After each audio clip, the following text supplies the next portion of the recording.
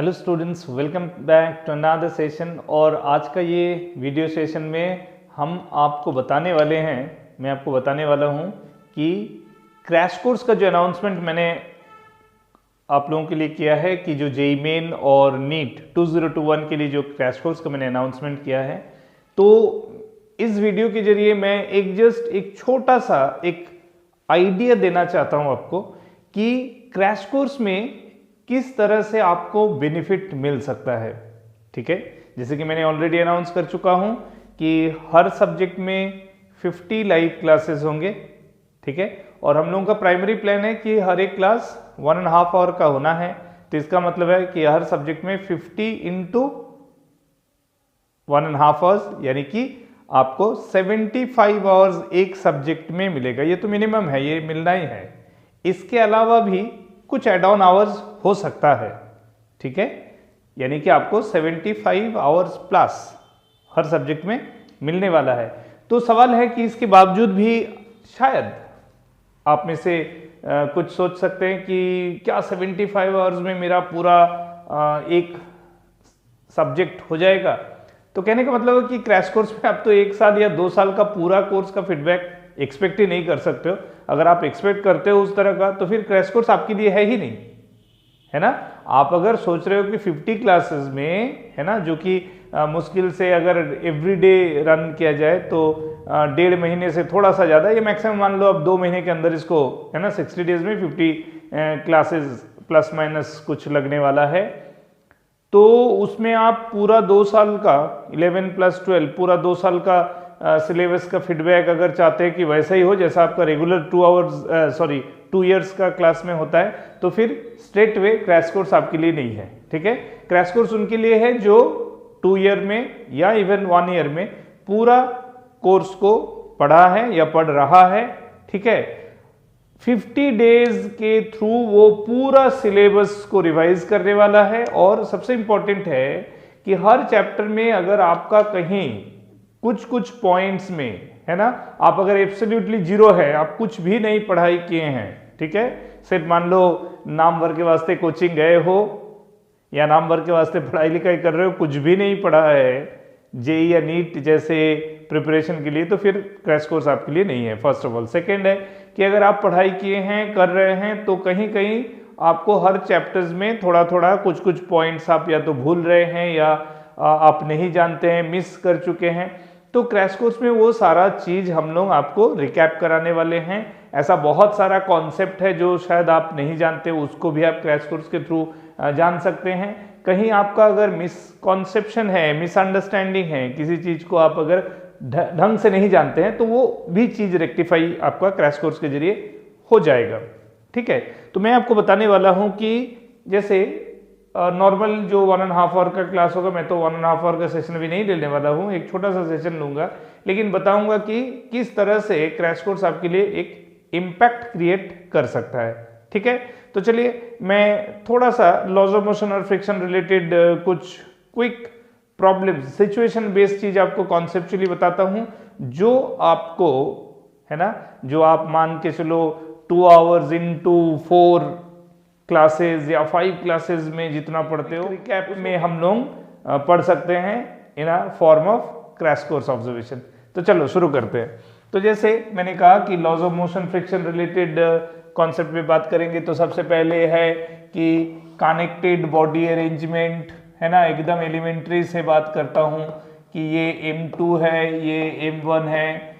If these two blocks are connected by a light inextensible string, तो आपको याद रखना है कि लाइट इनएक्सटेंसिबल स्ट्रिंग एक सिंगल स्ट्रिंग होगा, तो उसमें टेंशन सेम होगा थ्रू आउट। तो उस केस में अगर M1 मास को F फोर्स से पुल करेंगे तो सीधा सीधा ये हो जाएगा F बराबर M1 + M2 × A, है ना।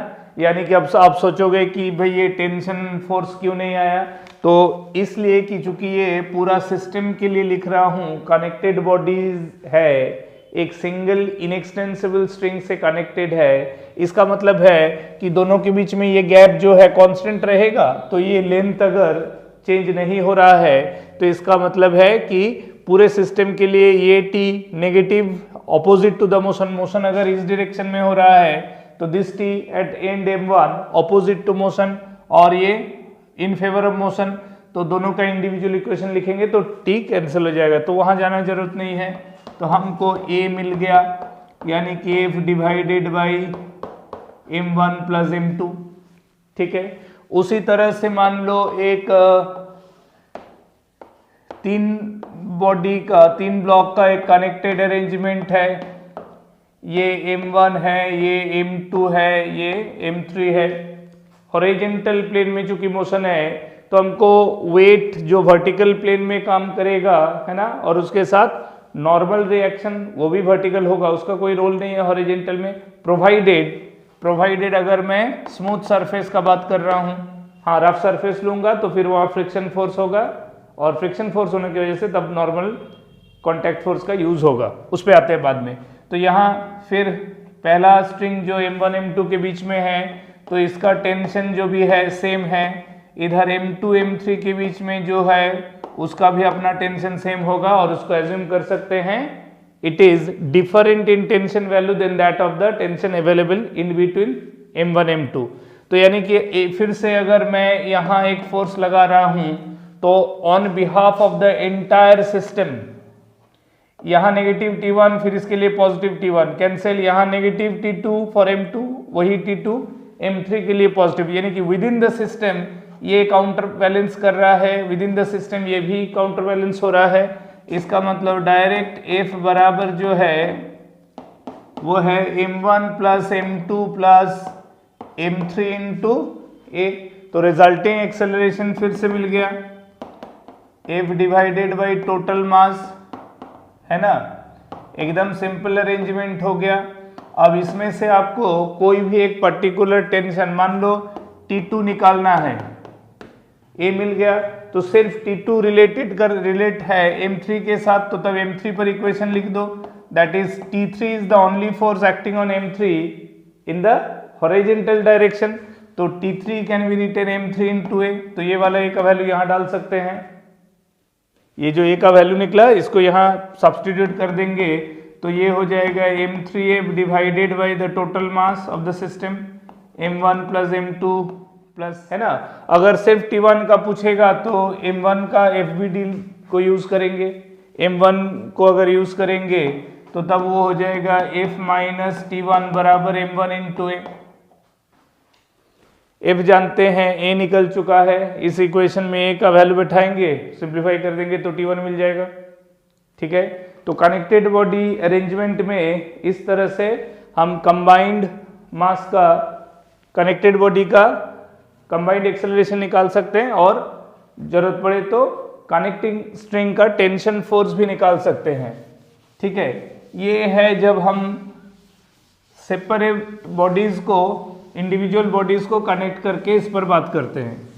कई बार ऐसे अरेंजमेंट होता है, जैसे मान लो कि एक वन डायमेंशनल रॉड है, ये एक वन डायमेंशनल रॉड है, इसका खुद का लेंथ है L, ठीक है, टोटल मास है मान लो M, इस पर कहा जा रहा है कि wave force is applied at one and, ठीक है, इस एंड को A दूसरा एंड को B कह रहे हैं, और मान लो पूछा है कि यहाँ एक क्रॉस सेक्शन है, मान लो ये C जो कि इस एंड से x डिस्टेंस पे है, तो क्रॉस सेक्शन C पे क्या फोर्स होगा, यानी कि force at C, force at cross section C, ठीक है, C क्रॉस सेक्शन पे कितना फोर्स होगा, जबकि एक सिंगल रिजिड बॉडी है। अब मान लो if it is uniform, if it is uniform rod, that is इसका मास पर यूनिट लेंथ कांस्टेंट है, m बाई एल मान लो कांस्टेंट है, ठीक है, इसका जो गिवन मास वैल्यू है उसको स्मॉल m लिखने से आसान होता है लिखना, तो स्मॉल m मान लिया, तो m बाई एल यानी कि टोटल m मास l लेंथ पे है एंड दैट इज कांस्टेंट। इसका मतलब है कि वॉट एवर भी द लेंथ, मान लो लेंथ अगर 10 यूनिट है, मतलब 10 मीटर है, तो हर 1 मीटर में इक्वल मास वैल्यू है, ये मतलब होता है यूनिफॉर्म रॉड का। तो M/L है। अब मान लो मेरे को C एंड पे पॉइंट C पे फोर्स पूछा जा रहा है, भले ये एक सिंगल रॉड है, लेकिन मैं क्या कर सकता हूं, C तक दो सेगमेंट एज्यूम कर सकता हूं, C being the common section, separately AC section को एज्यूम किया और सेपरेटली BC सेक्शन को एज्यूम कर लिया। अब क्या क्या कि इस एंड पे F फोर्स लग रहा है, C पर मेरे को फोर्स चाहिए, basically C is the common cross section, जुड़ा हुआ है, AC BC दोनों C पे जुड़ा हुआ है। तो इसका मतलब है जब जुड़ा हुआ होता है तो AC के C एंड पे एक फोर्स लगेगा, मान लो स्मॉल f। कौन लगा रहा है ये force, this is the force on AC by BC, ये मतलब होता है इसका, force on AC by BC। Similarly उसी क्रॉस सेक्शन C पे सेम फोर्स लग रहा है। अब ये वाला फोर्स क्या है, ये है force on BC by AC, यानी एक पार्ट दूसरे पार्ट पर equal and opposite balancing force लगा रहा है। यही होता है किसी भी रिजिड बॉडी का क्रॉस सेक्शन में, कॉमन क्रॉस सेक्शन एट किसी भी जॉइंट में, है ना। अगर हर क्रॉस सेक्शन को एक जॉइंट पोजीशन मानो तो उस जॉइंट में बेसिकली एक दूसरे को पकड़ के रखा है, खींच के रखा है ना। तो वही हो रहा है कि AC को BC अपने तरफ खींचा, BC को AC अपने तरफ खींचा, तो इंडिविजुअली ये स्टेटस होगा क्रॉस सेक्शन फोर्स का, अगर तुम AC पार्ट में देखो या अगर तुम उसको उसी को BC पार्ट में देखो, है ना। तो सबसे पहले ये तो टूटा हुआ है नहीं, तो सबसे पहले हम लोग क्या लिख सकते हैं, the applied force is equal to total mass into acceleration. Basically तो वो सिंगल बॉडी है, टोटल मास m है। तो कहने का मतलब है कि हमको एक्सेलरेशन का वैल्यू मिल गया। जैसे ही मेरे को एक्सेलरेशन का वैल्यू मिल गया, ठीक है ना, जैसे ही मेरे को एक्सेलरेशन का वैल्यू मिल गया, अब मैं उस एक्सेलरेशन को इस्तेमाल कर सकता हूं आइदर फॉर AC और फॉर BC, कारण बेसिकली AC BC एक दूसरे से जुड़ा हुआ है। तो जो एक्सेलरेशन AC पे है वही BC पे है, because they are basically joint units, ठीक है। तो इसका लेंथ दिया हुआ है x, ठीक है, दिया हुआ है। तो ये वाला पोर्शन का मास अगर m1 मान लेते हैं तो वो क्या होगा, M/L इंटू x। कैसे है, mass per unit length constant, total mass m कितना में, टोटल लेंथ l में, AC का लेंथ कितना है, सिर्फ x, तो लिख सकते हैं M/L इंटू x। तो यानी कि AC का अगर FBD लिखे तो f minus small f is equal to M1 into a, लिख सकते हैं ना। वही अगर मैं BC के इस्तेमाल में लिखना चाहता हूं तो सिर्फ लिखूंगा small f is equal to M2 into a, provided इसका मास अगर M2 मान ले। समझ रहे हो कि नहीं। तो कोई भी आइदर तुम AC सेक्शन को यूज करके स्मॉल f निकाल सकते हो, या चाहो तो BC सेक्शन को यूज करके भी स्मॉल f का वैल्यू निकाल सकते हो। तो यहां स्मॉल f निकालोगे तो क्या होगा, small f is equal to capital F minus M1 into a का वैल्यू तुमको मिल चुका है, ठीक है ना। M1 भी पता है, you can substitute the value of M1 as well as the value of A and then simplifying it you can get the value of small f। समझ रहे हो कॉन्टैक्ट फोर्स का क्या सिग्निफिकेंस है, ठीक है ना। चलो और भी कुछ पॉइंट बताते हैं इस पे।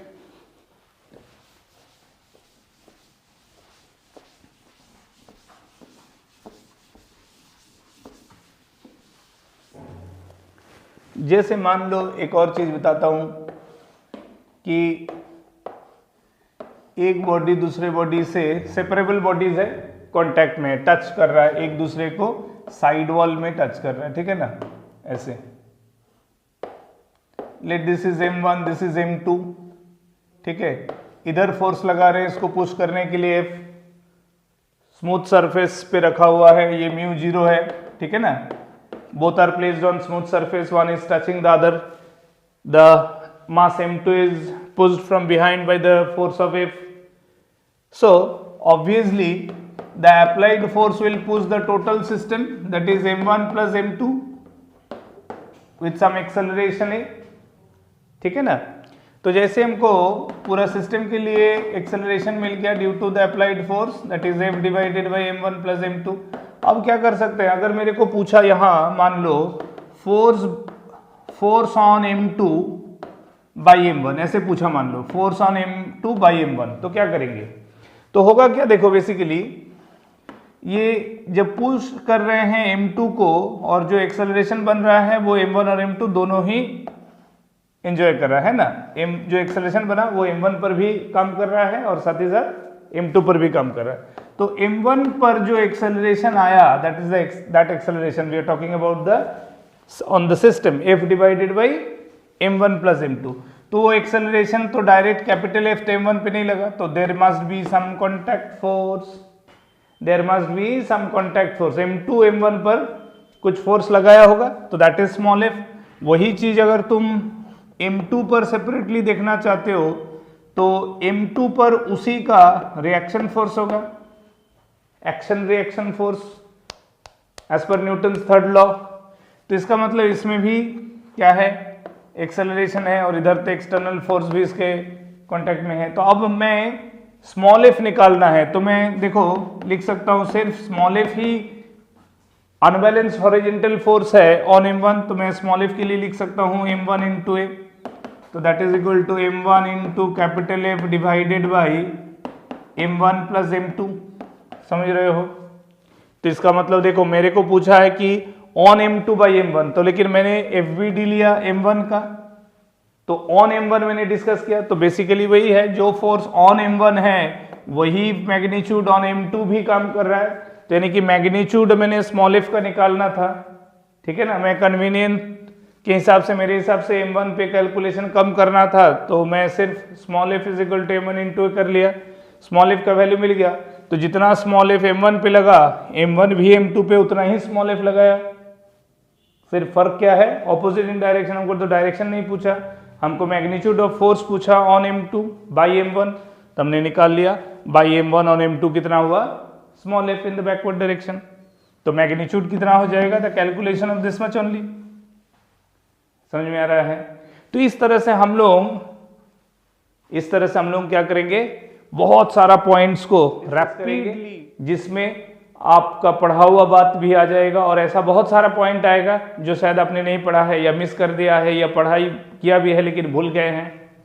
क्विक रिकैप होगा, हम लोग सिचुएशन को डिस्कस करेंगे, उससे मतलब कॉन्सेप्ट को डिस्कस करेंगे, उससे रिलेटेड सिचुएशंस डिस्कस करेंगे। अब उस पर कितना सारा क्वेश्चन डिफरेंट टाइम में कहाँ कहाँ पूछा गया है ना, चाहे जेईई मेन के पॉइंट ऑफ व्यू से है या नीट के पॉइंट ऑफ व्यू से है, कहाँ कहाँ किस साल कौन सा क्वेश्चन पूछा गया, उसके ओरिएंटेशन पे और क्या सवाल हो सकता है वो भी डिस्कस करेंगे।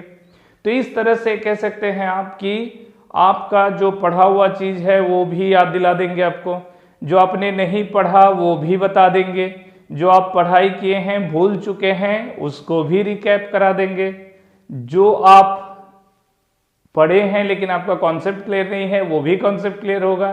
साथ ही साथ आपको ये भी बता देंगे कि लास्ट 5 ईयर्स में उस टॉपिक से क्या क्या पूछा गया, तो आपको पता लग जाएगा कि हाँ इस चैप्टर में मेरे को कौन कौन सा चीज़ पढ़ना चाहिए, कौन कौन सा चीज़ जो कभी एग्जाम में आ चुका है और मैं उसके बारे में ढंग से नहीं जानता हूँ, या जो चीज़ आ चुका है अब उस पर अगर आगे जाके उस चैप्टर पे सवाल पूछता है कुछ नया, तो वो नया बात क्या हो सकता है।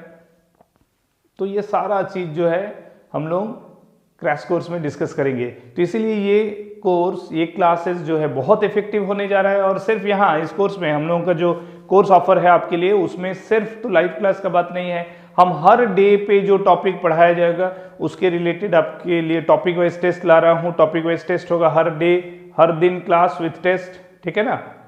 और साथ साथ क्या होगा, आपको उस टॉपिक रिलेटेड एक असाइनमेंट पेपर भी दिया जाएगा। जिस तरह का चीज़ आप क्लास में हमको कराया जाएगा वो आप घर में भी प्रैक्टिस कर सकते हो ताकि आपका टचअप बना रहे।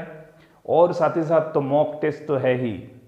सो बहुत सारा चीज़ है ना, बहुत कम पैकेज में जो हम लोग ला रहे हैं आपके लिए, आपको मदद करना चाहते हैं कि पैंडेमिक में आप घर बैठे बहुत ज़्यादा पढ़ाई करो, है ना, और जितना कठिनाइयाँ फेस किए हैं अच्छा तैयारी करके आने वाले एग्ज़ाम को क्रैक करो, ठीक है। और इतना खुश हो जाओ कि पीछे जो बीता हुआ समय है उसका जो टफनेस है वो सारा चीज़ भुला जाए, ठीक है। तो इसीलिए अगर आपको लगता है कि इस क्रैश कोर्स बहुत इम्पैक्टफुल है तो आपको समय नहीं वेस्ट करना चाहिए। You should enrol for the crash course. We are going to start the classes somewhere around 10th of January। Okay, so उम्मीद करता हूँ कि आप इंटरेस्टेड है ज्वाइन करेंगे। और ये बात को आप अपने और भी दोस्तों को बताइए और बच्चों को बताइए, ज़्यादा से ज़्यादा बच्चों तक इस बात को फैलाइए, शेयर कीजिए वीडियो को, चैनल का लिंक बताइए। जो अगर नए आए हैं तो चैनल को सब्सक्राइब कीजिए, इसमें एग्जिस्टिंग वीडियोस देखिए तो आपको डिसाइड कर पाएंगे कि हाँ आपको क्रैश कोर्स में जाना है या नहीं है, आपके लिए चैनल यूजफुल होगा या नहीं होगा। हाँ मैं एक चीज़ बता देता हूँ, चैनल में मोस्टली आपको फिजिक्स का वीडियोस मिलेगा, लेकिन चूंकि ये कोर्स ऑल सब्जेक्ट्स को लेके है तो सभी सब्जेक्ट्स के टीचर्स अब इस चैनल पे आ चुके हैं। चूंकि हम लोग बहुत कम समय में इस चीज़ को फ्रेम अप किए हैं तो इसीलिए सभी टीचर का क्लास अभी वीडियोस जो है चैनल पे नहीं डाल सके हैं, धीरे धीरे वो होगा। लेकिन the entire backwork for this backdrop work जो कहते हैं to run this course is completely ready. So आप डिसाइड कीजिए और अगर लगता है कि ये कोर्स आप ही के लिए है, इनफैक्ट आपके लिए है, तो ज्वाइन कर जाइए। ओके, प्रोसेस आपको इसके पहले भी वीडियो में बता चुके हैं। पूरा क्लासेस IIT जॉइन ट्यूटोरियल के मोबाइल एप्लीकेशन में होगा। मैं एक लिंक दे दूंगा डिस्क्रिप्शन में विद व्हाट्सएप नंबर, जिसमें आप इंटरेस्टेड हो तो उसमें व्हाट्सएप करो, आपको बताया जाएगा कि किस मोड में आपको पे करना है, कितना पे करना है। आप ऑलरेडी जानते हो, नहीं भी जानते हो तो एक बार फिर से बता देता हूँ। 4999 will be the course fee for this entire package, either you go for JEE Main और फॉर NEET। ठीक है, so wish you best of luck for this new session 2021 starting from the very first day. Thank you.